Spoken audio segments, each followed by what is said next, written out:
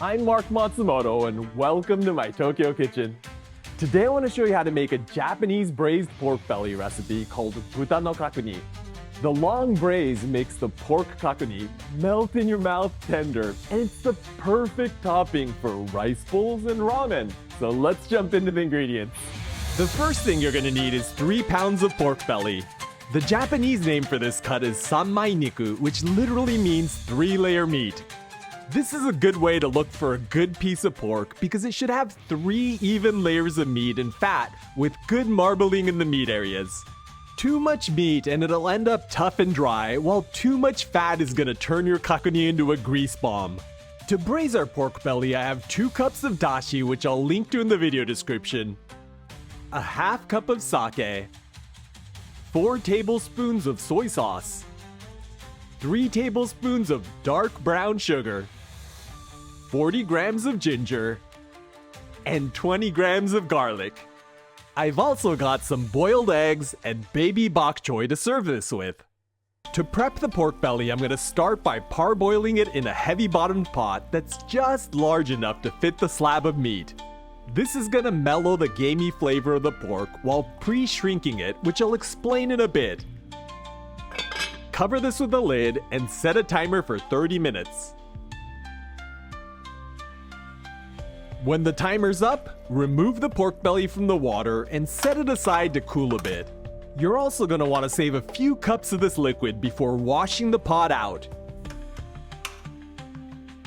Once the pork is cooled enough to handle, I'm going to cut it into cubes. Kakuni literally means simmered cubes in Japanese, so the shape of the pork is a signature part of the dish. If you cut the pork belly into cubes while it's still raw, the fat and meat contract at different rates as it cooks, and they'll lose their shape. This is why it's so important to parboil the meat. Now we just want to line these up in a single layer in our pot. Let's slice up our ginger into coins and evenly distribute the slices around the pork.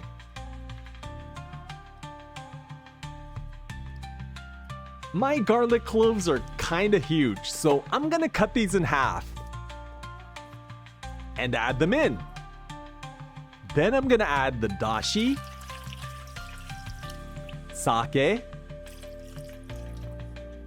soy sauce, and dark brown sugar. We want the pork to be fully submerged, so I'm gonna add some of that boiling liquid we saved to make sure it's fully covered.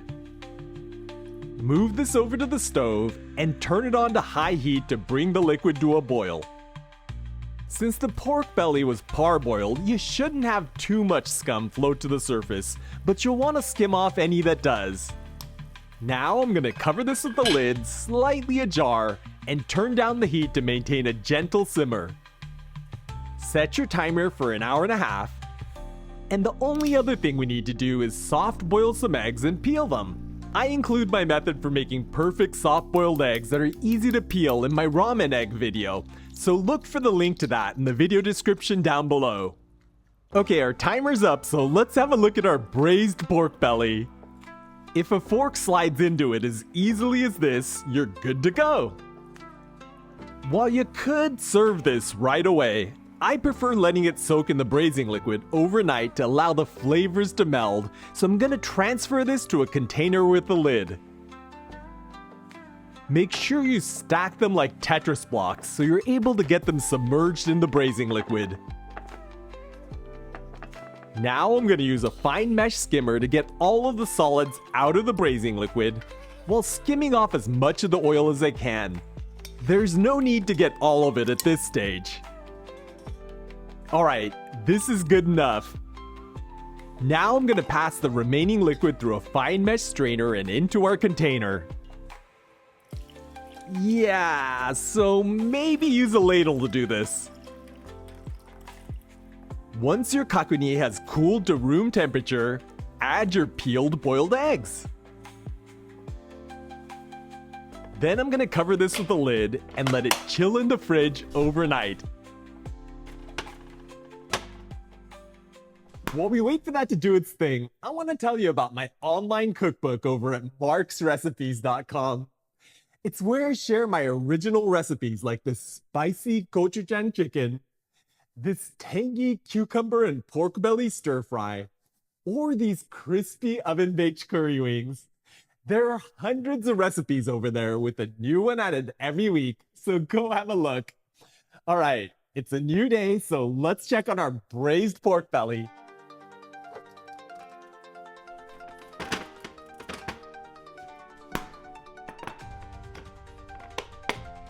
As you can see, the fat we missed has solidified, so I'm going to use a spoon to scrape it off.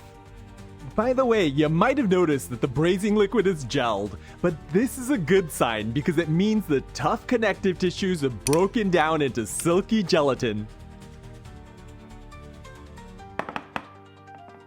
Now I'm going to reheat some of our buta kakuni by adding it to a frying pan, along with some of the braising liquid. Move this over to the stove and turn it on to medium heat to gently reheat the kakuni. Be sure to turn the cubes of pork belly periodically to ensure it reheats evenly.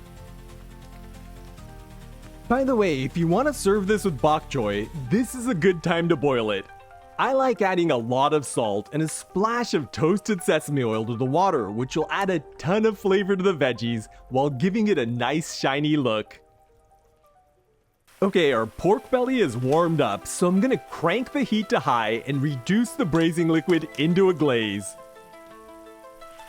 Once it's looking like this, add the eggs into the pan and roll everything around to glaze the meat and eggs. The glaze may look thin, but it's loaded with collagen, which is gonna make it thicken once you take this off the heat. Alright, our Japanese braised pork belly is ready to go, so let's plate it up. If you want to serve this family style, just stack the cubes up and serve it along with the eggs and boiled bok choy. I like serving this with Japanese hot mustard and a bowl of rice, but another option is to make a Kakuni-don. To do this, just pile the braised pork belly onto a bowl of hot rice, along with the bok choy and egg. And then I'm gonna drizzle on the remaining sauce. It took a little while, but this is ridiculously tender and fragrant, so let's try it out. Itadakimasu. Alright, I'm just gonna kind of break it up a little bit. Get the chunks all nice and small and shredded and pulled. Look at that.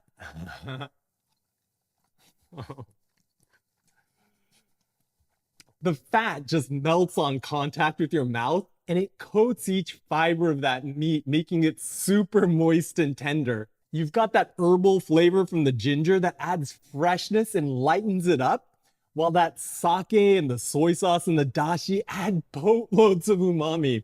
All right, I'm gonna have this with some of that egg too. Oh, that yolk's nice and soft. All right, we'll get some eggs, some pork, and some rice.